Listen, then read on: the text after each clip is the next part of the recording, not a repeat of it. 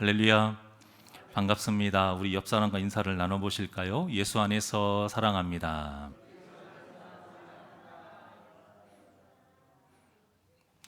네, 참 놀라운 사실을 제가 알려드리자면 제가 군대를 갔다 왔습니다. 겉보기에는 군대를 안 갔다 온 것처럼 곱게 자란 것처럼 보일 수도 있겠지만 군대를 갔다 왔고 제가 총도 쏴봤습니다. 그런데 군대 다녀오신 분들은 다 아시겠지만 우리가 총을 쏘기 전에 무조건 쏘지는 않지요. 먼저 하는 게 0.사격이란 걸 합니다. 다 군인 또 출신이신 분들이 또 많아서 장교 출신인 분들이 많으셔가지고 저보다 더 잘 아시겠지만 그 가늠자, 여성분들이 잘 모르니까 제가 설명을 잠깐 드리면 총을 이렇게 딱 소총을 잡으면 눈에 가까운 곳에 가늠자라는 게 있어요. 그리고 총 끝에 요만큼 삐져나온 곳이 있거든요. 그게 가늠쇠입니다. 그리고 관역이 있잖아요. 그러면 가늠자, 가늠쇠, 관역 이게 세 개가 딱 일치해서 총을 쏘면 그게 맞는 거예요. 그게 이제 총의 원리예요. 그러면 0.사격은 무엇이냐? 일단 그렇게 맞춰놓고 총을 쏴요. 그런데 총이 완벽하지 않기 때문에 약간 틀어질 수가 있습니다. 그러면 관역에 정확하게 맞춰야 되는데 그게 빗맞힐 수가 있어요. 그때 그 가늠자 부분을 조절을 하는 겁니다. 그렇게 조절을 해서 내가 똑같이 관역을 맞추려고 할 때 총알이 갈 수 있도록 하는 것이 바로 0.사격인 거예요. 그렇게 해서 가늠자를 맞춰야 돼요. 이렇게 0점을 맞추는 게 굉장히 중요합니다. 왜냐하면 적에게 분명히 쐈는데 그 멀리 있는 적이 맞지 않으면 결국 내가 죽잖아요. 오랜 시간 동안 군사훈련을 합니다. 무술도 배웠고 이제 계급도 올라가서 이제는 전쟁에 나가도 되겠다 싶어서 나갔더니 정작 가장 중요한 무기인 이 총이 0점이 안 맞아버리면 어떻게 되겠어요? 아무리 총을 잘 쏴도, 아무리 여러분들이 무술이 뛰어나도, 아무리 계급이 높아도 결국 죽는 사람은 내가 되는 것입니다. 이게 얼마나 허무한 일입니까? 우리의 신앙생활도 마찬가지입니다. 아무리 신앙생활을 오래 하고 아무리 열심히 교회 일을 하고 아무리 직분자가 되어도 우리의 신앙의 0점이 맞지 않으면, 우리 신앙의 0점, 초점이 제대로 맞지 않으면 마귀를 맞추지 못해요. 마귀를 맞추지 못하면 우리는 마귀에게 피하는 것입니다. 마귀에게 먹히는 거예요. 그러면 우리가 끌려갈 곳은 지옥인 것이죠. 이 얼마나 허무한 일입니까? 그렇다면 신앙의 0점이 맞는 것이 무엇인가? 그것을 알아야겠지요. 우리 신앙의 0점이 맞는 것, 초점이 제대로 맞는 것, 이것은 무엇이냐면 오늘 말씀의 제목과 같이 하나님의 마음이 나의 마음과 맞는 것, 이것이 바로 우리 신앙의 0점이 맞는 것입니다. 남녀가 만나서 연인이 되는 것은 사랑하니까 연인이 되지요. 그런데 그 연인의 관계가 끝까지 가려면 마음이 맞아야 됩니다.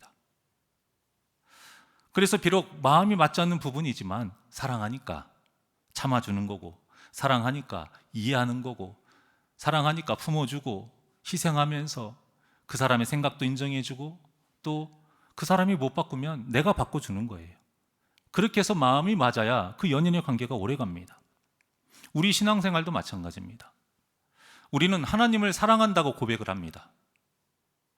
자격이 없는데도 이 땅에 예수님을 보내주셨어요. 그 예수님을 우리 죄를 다 짊어지시게 하시고 십자가에서 대속제물로 돌아가시게 하셨습니다. 그런 하나님의 은혜에 또 그 사랑에 우리는 감사한다라고 고백을 해요. 그렇게 사랑한다면 우리가 해야 할 일은 간단합니다. 바로 하나님의 마음에 나의 마음을 맞추는 거예요. 나의 마음에 하나님의 마음을 맞출 수는 없죠. 하나님이 주인 되시니까, 하나님이 우리의 주인 되시니까 종된 우리는 하나님의 마음에 우리의 마음을 맞춰야죠. 이것이 진짜 믿음입니다. 그저 하나님께서 살아계신다 이렇게 인정하는 것이 믿음이 아니고, 믿음은 실제입니다. 말로만 하는 것이 아니라 드러나야 하는 것이고 행동으로 이루어져야 하는 것이 진짜 믿음인 것입니다. 그래서 하나님을 사랑한다면 우리가 말로만 고백하는 것에서 끝나지 않고 그 사랑의 표현으로 하나님의 마음에 맞춰서 나의 마음을 맞추면서 우리 삶으로 그것을 증거해야 됩니다. 삶으로 증거하는 사람을 증인이라고 하는 것이죠. 하나님께서도 이것을 원하셔서 우리에게 이렇게 성경 말씀을 주신 것입니다. 이 성경 말씀을 통해서 우리가 무엇을 알 수 있습니까? 하나님의 마음을 알 수가 있는 거예요. 그래서 그 마음을 내 마음을 맞추고 그 말씀대로 내가 변하고 순종해야 그것이 진짜 하나님의 마음이 나의 마음과 맞는 것입니다. 하나님의 마음을 아는 것만으로는 맞출 수가 없습니다. 아는 것을 넘어서서 내 삶에 변화되는 삶의 모습이 있어야 그것이 진정 하나님의 마음과 나의 마음이 맞는 것입니다. 아까 총의 0점이 틀어졌다라고 말씀을 드렸죠. 그러면 총의 0점이 틀어졌으면 가늠자를 조정을 해야 돼요. 관역 보고 조정하라고 하면 안 되죠. 저 관역 좀 움직여봐. 어떻게 이렇게 하겠습니까? 하나님을 움직이는 게 아니고 틀어진 내 마음을 움직여야 됩니다. 내 마음을 조정해야 되고 내 마음을 변화시켜야 됩니다. 이때 틀어진 내 마음을 조정하는 것이 바로 말씀과 기도인 것입니다. 만약 틀어진 내 마음을 조정하지 않고 계속 신앙생활을 하게 되면 나중에는 하나님을 대적하는 죄를 짓게 됩니다. 그런데 무서운 것은 그 죄를 죄라고 생각하질 않아요. 나는 옳다고 생각한다라는 거예요. 옳다고 생각하면서 죄를 지으니 이게 얼마나 무서운 일입니까? 그래서 죄가 아니라고 생각하기 때문에 내 마음과 다르게 행하시는 그 하나님을 향해서 우리가 어떻게 합니까? 원망과 불평을 하는 거예요. 누구처럼? 오늘 본문의 요나처럼. 오늘 본문의 요나가 굉장히 심하게 하나님께 불평을 합니다. 성을 낸다고 나와 있습니다. 하나님의 일을 대신해서 누구보다 순종을 해야 하는 선지자, 이 요나가 지금 1절에 보면 싫어하고 성을 냈다라고 합니다. 누구에게요? 하나님에게. 오히려 하나님에게 성을 내는 그 백성들을 권면하고 가르쳐서 바른 신앙의 길로 인도해야 하는 그 선지자인 요나가 도리어 지금 하나님의 뜻을 싫어하고 지금 하나님께 화를 내고 있는 거예요. 근데 오늘 본문에 단어를 살짝 보면 여기에서 싫어하다라고 나오는 단어는 히브리어로 악하다라는 뜻도 있습니다. 그리고 성내다라는 히브리어는 불타다라는 또 뜻이 있어요. 그러니까 지금 요나의 상태가 어떤 상태냐면 불같이 악하게 성내고 있는 거예요. 하나님을 향해서 엄청나게 분노하고 있는 겁니다. 지금 그러면서 하나님을 탓하고 또 비꼬기까지 합니다. 계속 하나님에게 분노를 쏟아내는데 왜 이렇게 분노를 하는 것일까? 2절에 그 내용을 알 수가 있습니다. 우리 다 같이 2절을 다 같이 압독합니다. 시작. 여호와께 기도하여 이르되 내가 고국에 있을 때에 이러하겠다고 말씀하지 아니하였나이까? 그러므로 내가 빨리 다시스로 도망하였사오니 주께서는 은혜로우시며 자비로우시며 노하기를 더디하시며 인애가 크시사 뜻을 돌이켜 재앙을 내리지 아니하시는 하나님이신 줄을 내가 알았음이니이다. 여기서는 아멘을 하기가 어렵죠. 바로 지금 요나가 불평하고 화를 낸 것은 은혜로우시고 자비로우시고 인애가 크신 하나님의 성품 때문입니다. 요나서 1장에 보면 니느웨를 향해서 지금 너희들의 악이 하나님께 상달되었다 이렇게 외치라고 하나님께서 요나에게 명령을 하십니다. 그런데 요나는 알았어요. 하나님의 이 말씀이 멸망시키려고 하시는 말씀이 아니라 그들에게 회개할 수 있는 기회를 주시려는 것을 알았어요. 멸망시킬 것 같으면 하나님이 왜 이런 이야기를 하도록 하겠습니까? 기회를 주시는 거죠. 자기가 만난 하나님, 자기의 민족 이스라엘 백성들을 지금까지 하나님이 어떻게 지키고 오셨는지를 다 알아요. 그래서 하나님이 얼마나 은혜로우시고 자비로우시고 기회를 주시는지 알아요. 그러니까 그게 너무 싫은 거예요. 하나님의 진짜 마음은 저들을, 내 원수를 용서하려고 하시는구나, 내 원수를 지금 구원시키려고 하시는구나. 그래서 다시스로 피한 것입니다. 그런데 오늘 2절에 보면 뭐라고 나와 있습니까? 내가 다시스로 도망할 때 어떻게 도망했다고요? 빨리 도망했다. 정말 이 요나의 연약한 모습이 우리의 모습입니다. 순종하는 것에는 더디게 순종을 합니다. 그런데 불순종하는 것에서는 빨리 불순종하는 그런 연약한 모습이 바로 우리의 모습이에요. 그런데 이렇게 요나가 불순종한 이유가 하나님이 틀려서가 아닙니다. 2절의 이 요나의 말을 잘 보면 하나님이 얼마나 멋지고 좋은 분인지를 우리가 알 수 있어요. 그럼에도 요나가 불순종했던 이유는 자신의 마음이 지금 하나님의 마음과 맞지 않았기 때문에 그래요. 하나님의 뜻이 싫었던 것입니다. 나의 원수인 니느웨 사람들이 하나님께 심판을 받기를 원했던 것입니다. 내 민족 이스라엘 백성들이 그동안 이들 때문에 얼마나 괴로웠고 얼마나 힘들었는데 이들도 똑같이 당해야 된다는 거예요. 고통을 받아야 된다는 거예요. 그래서 다 죽어야 한다는 거예요. 멸망을 받아야 된다는 겁니다.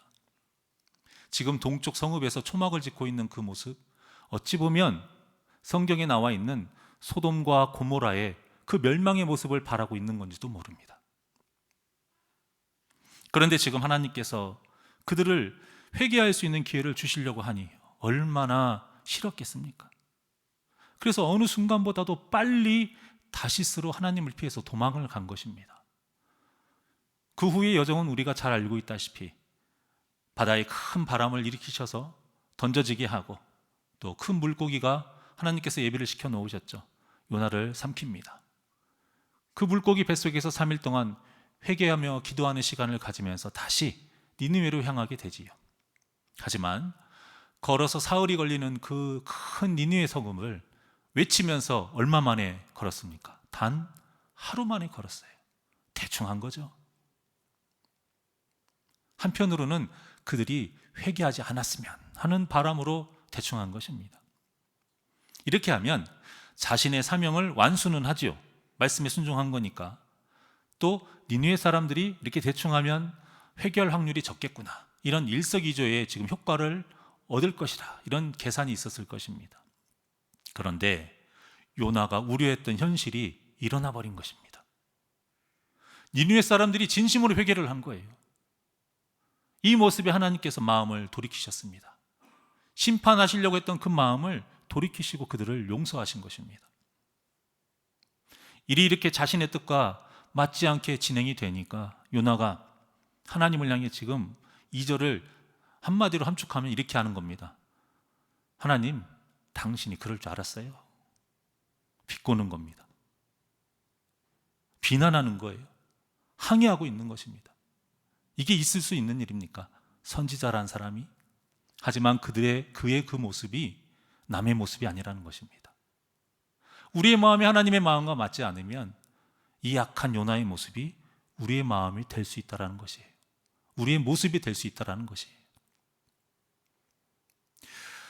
참 이 요나의 모습은 모순된 행동이 아닐 수가 없습니다.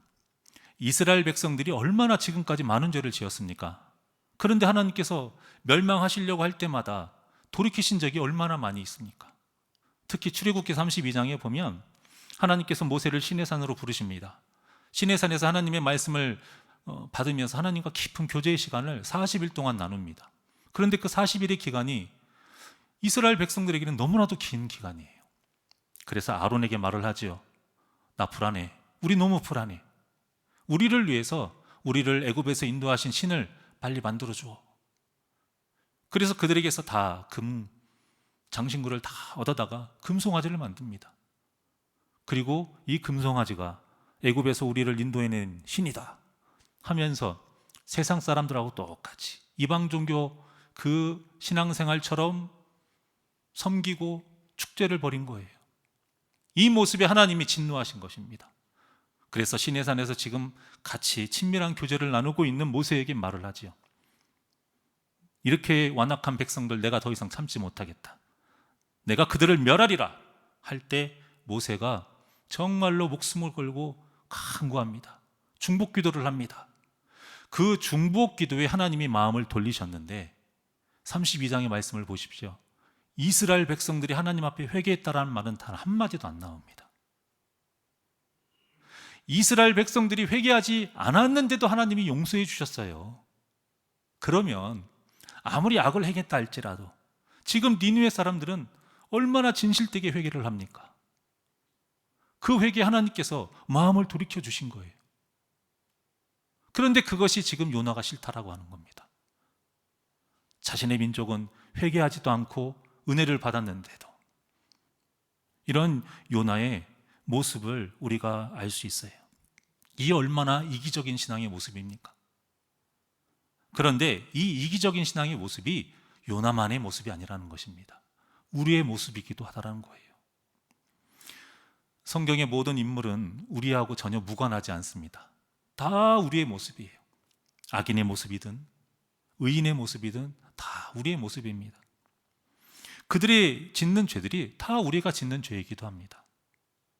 우리도 요나와 이스라엘 그 백성들처럼 자기는 하나님께 용서받을 만한 사람이라는 이런 잘못된 그 마음이 있는 거예요.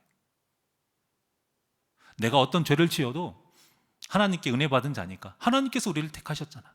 그러면 나는 용서받을 만한 사람이야. 하나님이 나를 용서해 주신 거는 당연한 거야. 이런 마음이 은연중에 있다는 것입니다. 그런데 이것이 무엇이냐?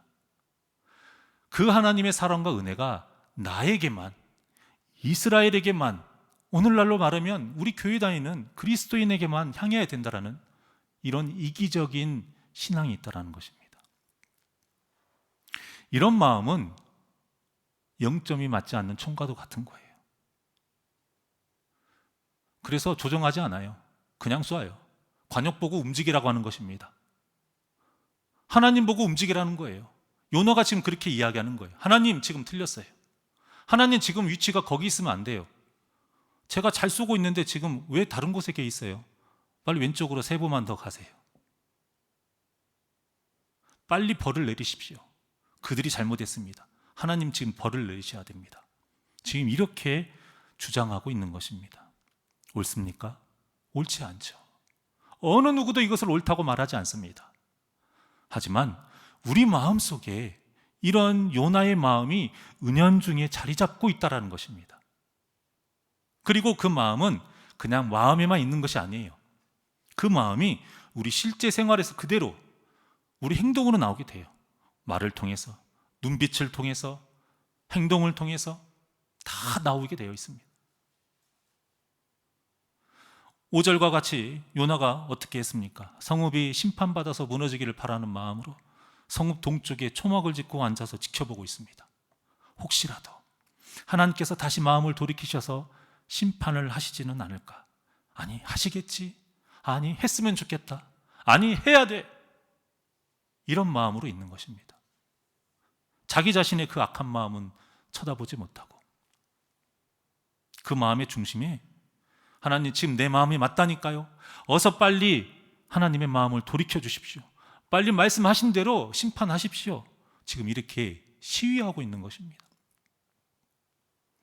이 요나의 모습은 그리스도인이 신앙의 초점을 잘못 맞추면 언제라도 이렇게 이기적이고 악해질 수 있다는 것을 여실히 우리에게 지금 보여주고 있는 것입니다. 지금 요나는 하나님께서 주신 선지자로서의 사명을 하지 않고 지금 이렇게 악한 행동을 하고 있습니다. 마귀가 우리에게 잘 쓰는 전략이 있어요. 지금 요나가, 우리가 봤을 때는 요나가 선지자로서 온전하게 사명을 하지 않고 있어요. 그런데 요나는 그렇게 생각할까요? 그렇게 생각하지 않아요. 지금 자기는 나는 선지자로서 옳다고 제대로 지금 사명을 감당하고 있다라고 지금 믿고 있습니다. 마귀가 쓰는 전략이 이거예요. 종교적인 열심을 통해서 우리가 신앙의 초점이 하나님의 마음에 잘 맞춰져 있다고 지금 착각하게 하는 것, 이게 마귀가 잘 쓰는 전략입니다. 성경에 대해서 잘 아니까, 내가 지금 성경을 십독을 했고 성경 필사도 몇 권을 했는데, 또 외우고 있는 성경 구절이 내가 얼마나 많이 있는데 내 마음이 하나님의 마음과 맞다, 이렇게 착각하게 하는 것입니다. 주일 예배부터 수요 예배, 모든 예배는 한 번도 빠진 적이 없으니까 내 마음이 하나님의 마음과 맞다라고 착각하게 합니다. 새벽 기도회부터 금요 기도회 한 번도 빠진 적이 없으니까, 작정할 때는 교회에 나와서 기도도 하니까 내 마음이 하나님의 마음과 맞을 거라고 착각하게 합니다. 직분이 계속 올라가요. 교회의 중요한 일들을 맡으니까 내 마음이 하나님의 마음과 맞다라고 착각하게 합니다. 내 신앙의 연수가 다른 사람들 살아온 연수보다 더 많아. 그래서 나는 내 마음은 하나님의 마음과 맞다, 이렇게 착각하게 만들어요. 물론 이 모든 것들이 중요합니다. 그리고 해야 돼요. 우리 신앙의 모습에 분명히 이러한 열심이 있어야 됩니다. 하지만 그저 이런 것들을 했다고 해서 우리의 마음이 하나님의 마음과 맞을 거라는 그런 착각을 하면 안 됩니다. 요나가 우리보다 하나님의 말씀을 모를 것 같으십니까? 요나가 우리보다 예배를 덜 드렸을까요? 기도를 덜 했을까요? 아니면 하나님의 일을 조금 했을까요? 그렇지 않습니다. 우리보다 더 많이 했고, 우리보다 더 많이 알고, 우리보다 더 뜨겁고 열심을 가지고 신앙생활을 한 사람이, 누구보다 일선에 앞서서 목숨을 걸고 신앙생활을 한 사람이 요나예요.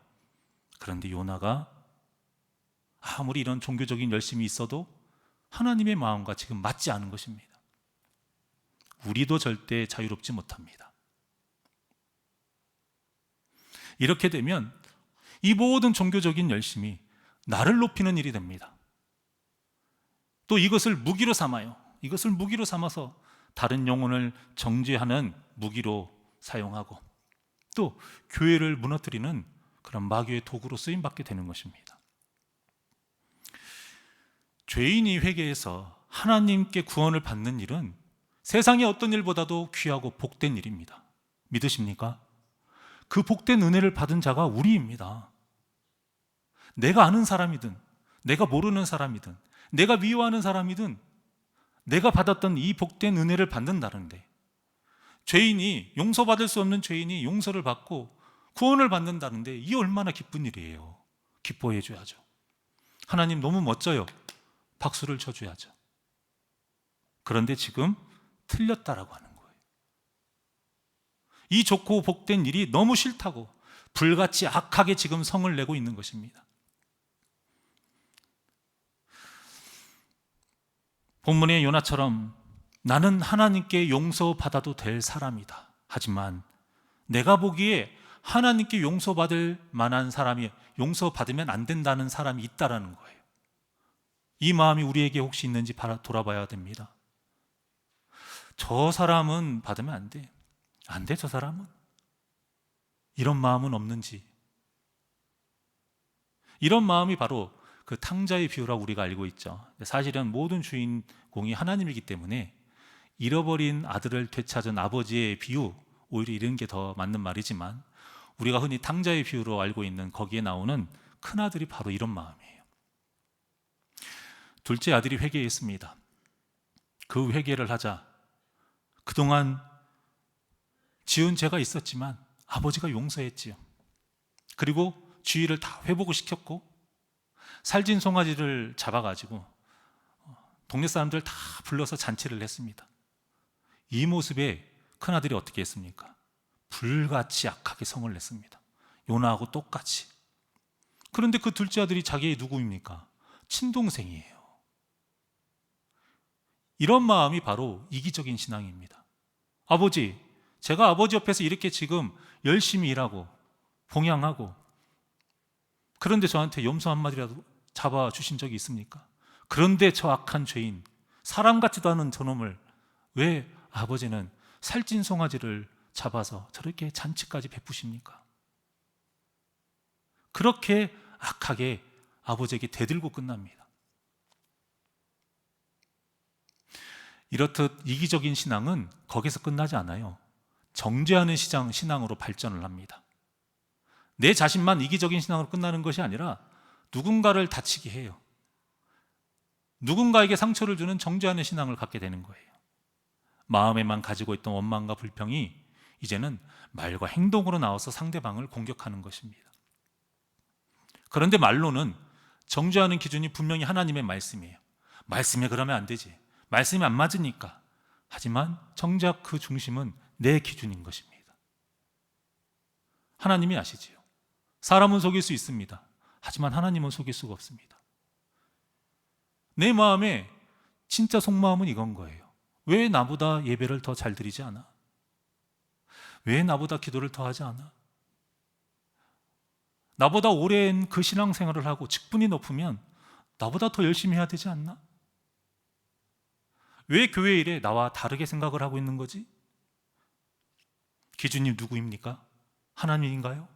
나입니다. 이런 말로 판단하고 비난하는 것이 바로 정죄하는 신앙입니다. 바울이 다메섹 도상에서 예수님을 만나기 전까지 이렇게 살았어요. 그러다가 예수님을 만나고 예수님의 마음을 품어버리니까 바울이 어떻게 변했습니까? 그의 마음이 하나님의 마음과 딱 맞아떨어진 것입니다. 그렇게 조정이 된 거예요. 바울의 마음이, 틀어졌던 마음이 조정이 된 거예요.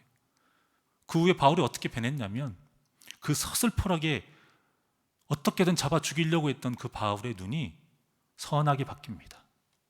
아무리 억울하고 힘든 고난과 핍박을 당해도 악을 악으로 갚지 않고 선으로 악을 이겨라. 바울의 말입니다. 그리고 이렇게 살았습니다. 예수님도 이렇게 하나님의 마음과 맞지 않는 빗나간 신앙에 대해서 경고를 많이 하셨어요. 그 중에 하나가 먼저 된 자가 나중된다라는 말씀입니다. 이스라엘 백성들은 분명히 먼저 된 자입니다. 하나님께 은혜를 받은 자예요. 정말로 특별한 은혜를 받은 복된 민족입니다. 하지만 그것은 그들이 자격이 있어서가 아닙니다. 다른 민족보다 뛰어난 것이 있어서도 아니요, 뭐 잘난 것이 있어서가 아니에요. 다른 민족보다 선하고 의롭기 때문이 아니에요. 그저 하나님이 은혜를 베푸신 것뿐입니다. 그저 하나님이 택하신 것뿐이에요. 그런데 착각했어요. 우리는 특별하구나. 그래서 우리는 저 이방 땅에 있는 하나님을 모르는 사람들하고는 다르게 대우를 받아야 된다. 그런데 하나님은 다르게 살으라고 먼저 택해 주신 건데 이스라엘 백성들이 어떻게 받아들이느냐? 하나님께 나는 다르게 대우를 받아야 된다. 이렇게 잘못된 생각을 갖고 있었던 거예요. 이게 바로 이기적인 신앙입니다. 이게 바로 지금 요나가 품고 있는 신앙인 거예요. 하지만 하나님께서 이스라엘 백성들을 택하신 것은 그들을 특별히 그들만 사랑해서가 아니고 이 땅에 복음을 전하라고 사명을 주신 거예요. 일을 하라고 먼저 택하신 그 은혜를 그들이 깨달아야 되는데 깨닫지를 못한 겁니다. 그러니까 이스라엘 백성들처럼 지금 이 시간에 예배하는 우리 성도님들도 먼저 된 자입니다. 그러면 우리는 먼저 된 자로서 하나님께 한없는 은혜와 감사가 넘쳐나야 됩니다. 그때 우리 마음에 무슨 마음을 품어야 되냐? 내가 이렇게 특별한 사람이었나? 이것이 아니라 내가 하나님께 정말 자격도 없지만 먼저 택함을 받았으니 먼저 받은 자답게 더 많은 일을 해야겠구나. 더 하나님의 뜻에 맞게 살아야겠구나. 더 충성하고 더 순종해야겠구나. 이렇게 생각을 해야 됩니다. 그렇지 않으면 요나하고 이스라엘 백성들처럼 하나님의 은혜를 독점하려고 해요. 하나님의 은혜는 자기한테만 와야 된다 이겁니다. 이 이기적인 마음이 우리에게도 있으니까 내 잘못은 하나님께서 당연히 용서해 주겠지. 나중에라도 내가 회개 기도를 하면 당연히 용서해 주시겠지. 이런 마음으로 나에게는 한없이 관대한 것입니다.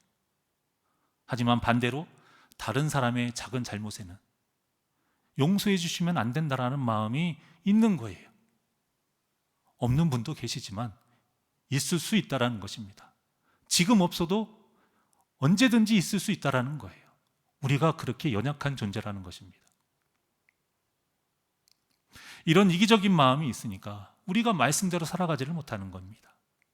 특히 이 이기적인 마음은 성령의 열매를 맺지 못하게 합니다.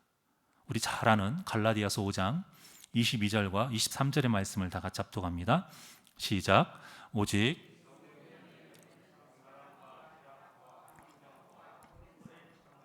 자비와 양성과 충성과 온유와 절제니 이 같은 것을 금지할 법이 없느니라. 아멘. 제가 전에도 말씀을 드렸지만 이 성령의 열매는 사람과 사람과의 그 관계에서 맺어지는 열매입니다. 혼자 살면은 이 성령의 열매가 필요가 없어요. 혼자 사는데 무슨 사랑이 필요할 것이며 무슨 화평을 하겠습니까? 누군가가 있기 때문에 화목의 관계가 필요한 거예요. 누군가가 있기 때문에 오래 참아야 되는 것이고 자비를 베푸는 것입니다. 그리고 이 성령의 열매는 먼저 하나님께 은혜와 사랑과 용서를 받은 자만이 맺을 수 있는 열매입니다. 그렇지 않고는 절대 이 성령의 열매를 맺을 수가 없습니다. 하나님은 항상 먼저 은혜를 베풀어 주시고 우리에게 그 받은 은혜를 흘려보내라고 명령을 하십니다. 이것이 바로 신앙의 법칙입니다. 그리고 이 성령의 열매를 나와 맞는 사람뿐만이 아니라 내 마음과 맞지 않고 대적하는 사람과도 맺어야 하는 열매입니다. 그래서 지금 하나님은 이 성령의 열매의 말씀을 통해서 우리에게 묻고 계시는 거예요. 9가지 열매를 통해서 말씀을 드리겠습니다. 내 마음과 맞지 않는 사람과도 사랑하려고 기도해 봤느냐? 그 사람을 통해서 기쁨을 누릴 수 있도록 좋게 바라보고 있느냐? 그 사람과 어떻게든 화평의 관계를 이루려고 먼저 손을 내밀고 있느냐? 그 사람의 계속되는 잘못에도 하나님께 죄를 용서받은 자로서 오래 참을 수 있느냐? 그 사람의 잘못이 아무리 커도 자비를 베풀 수 있느냐? 그 사람이 아무리 날 공격해도 선한 마음과 행동을 지키면서 악을 악으로 갚지 않고 선으로 대할 수 있느냐? 그 사람이 하나님의 일을 같이 하자고 했을 때 하나님께 충성하는 마음으로 같이 동역할 수 있느냐? 그 사람과의 모든 문제를 내 뜻대로 하지 않고 하나님의 뜻대로 하고자 하는 온유함이 있느냐? 그 사람과 다투지 않도록 내 생각을 접고 내 성격을 누르고 절제하며 배려할 수 있느냐? 지금 성령의 9가지 열매를 통해서 이렇게 묻고 계시는 것입니다. 이 모든 것이 내 힘으로는 할 수 없기 때문에 오직 성령님의 역사하심을 통해서만 할 수 있기 때문에 성령의 열매다라고 말씀을 하고 있는 것입니다. 그러니까 성령님께서 하시는 일은 누군가를 치료하고 기적을 일으키고 이런 것이 아니에요. 성령님께서 하시는 일은 결국 틀어진 내 마음을 하나님의 마음에 맞게 조정해 주시는 것입니다. 알고는 있지만 열매 맺지 못했던 이 성령의 열매, 알고는 있지만 저 사람과는 맺고 싶지 않았던 이 성령의 열매를 맺게 해주는 성령님이 그것을 도와주신다라는 겁니다. 그러니 우리가 기도를 소홀히 하면 안 되는 것입니다. 기도 없이는 절대 성령님의 역사가 일어나지 않기 때문입니다.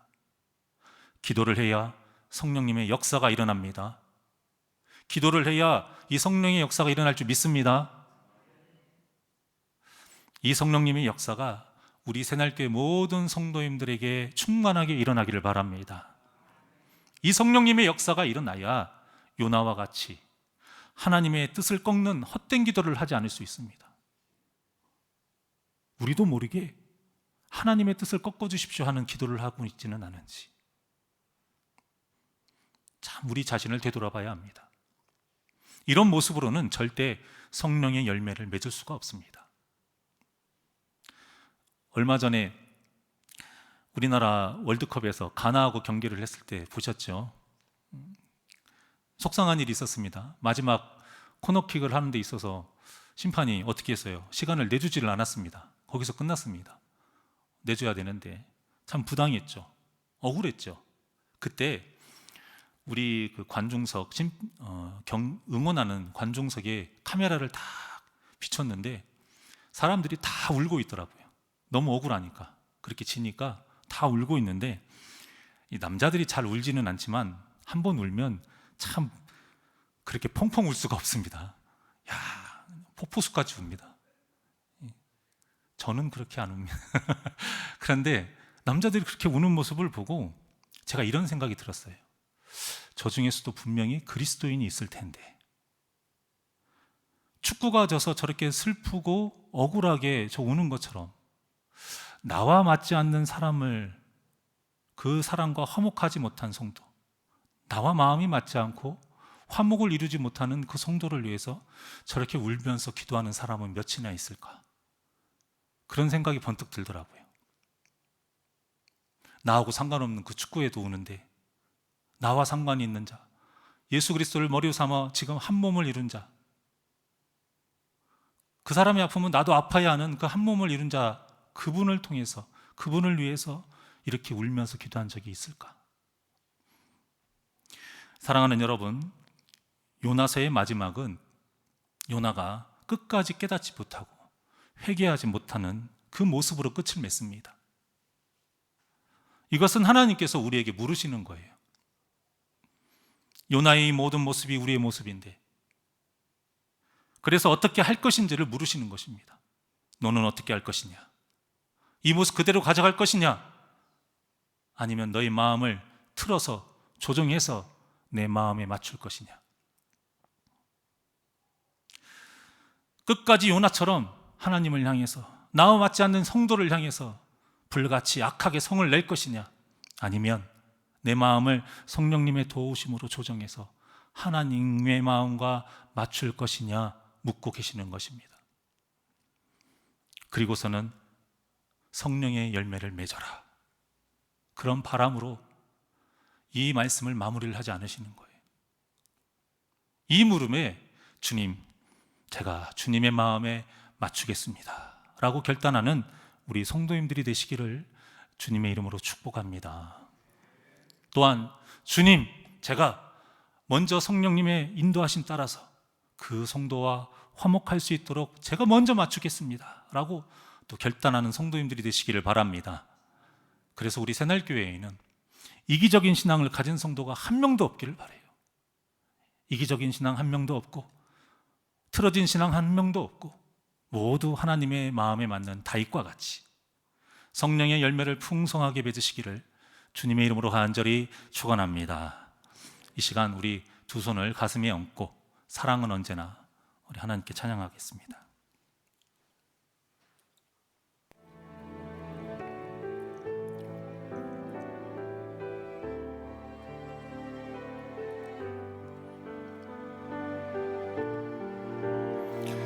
사랑은 언제나 온유하며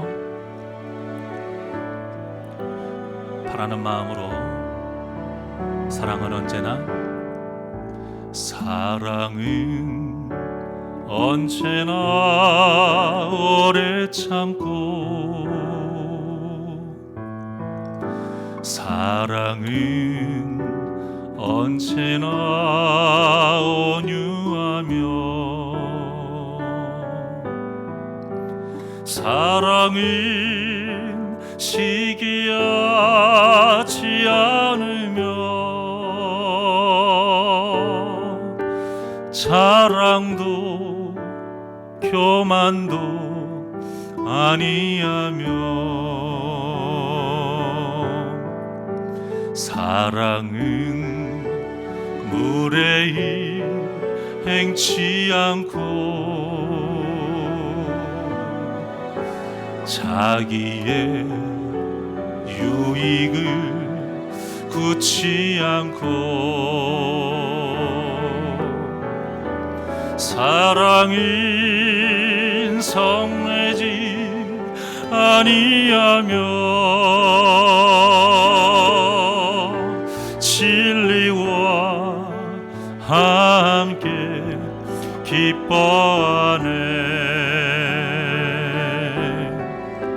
사랑은 모든 것 감싸주고, 바라고 믿고 참아내며, 사랑은 영원토록 변함없네. 믿음과 소망과 사랑은 이 세상 끝까지 영원하며, 믿음과 소망과 사랑 중에 그 중에 제일은 사랑이라. 그 중에 제일은 사랑이라. 사랑이라.